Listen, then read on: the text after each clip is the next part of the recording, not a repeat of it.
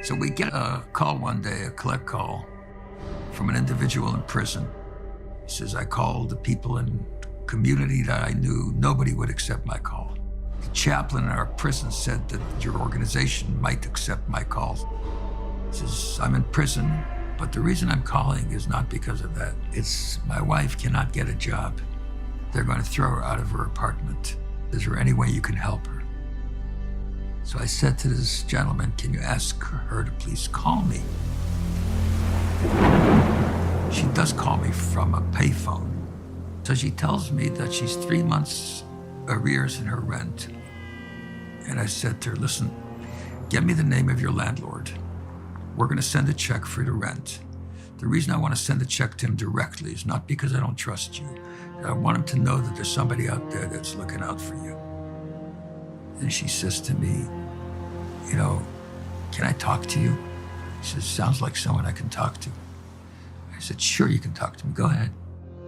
He said, I had a 9-year-old that was a healthy boy, and my 6-year-old was not a healthy child.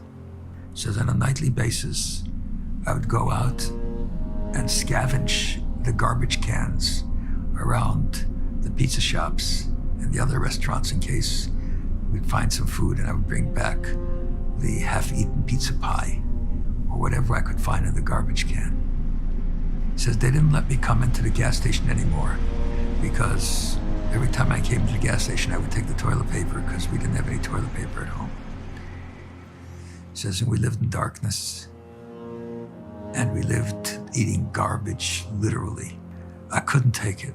My kids would cry, Mommy, can we eat normal foods? So one night, he says, I did the worst thing in the world. I decided I was going to go sell myself.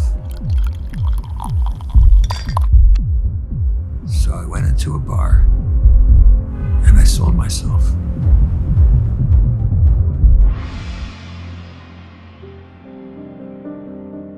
And when I finished, she said, I don't remember who the man was. I don't remember what happened. I just remember that I felt that I needed to die. She said, I never used the money that I received. I couldn't use that money. I came home and I wrote a note to my kids. I said to my children, I'm so sorry, I love you, but I couldn't live with myself anymore. And I went to kiss them goodnight. I kissed my older boy goodnight, and I said, somebody's going to adopt you. They're going to be so happy because you're such a bright, good kid.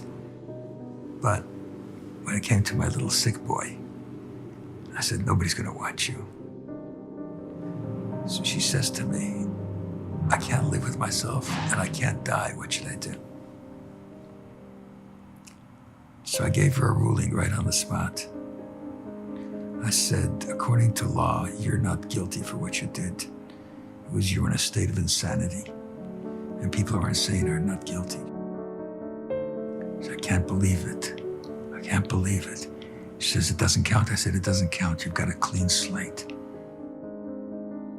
We started helping her slowly. She got back on her feet a little bit. She got a job. Never heard from her again.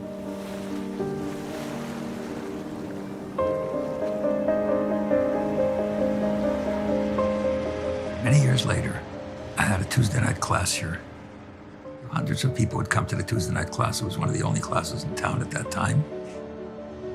After the class, people would line up to ask questions or so forth. So I see this lady who's I've never seen before, standing. And she waits her turn. She comes up. And she just says to me, good evening. She says, I just want to say thank you. And I said, what are you saying thank you? She just walked away, and about 3 minutes later, her voice rang in my ears. It was that particular person.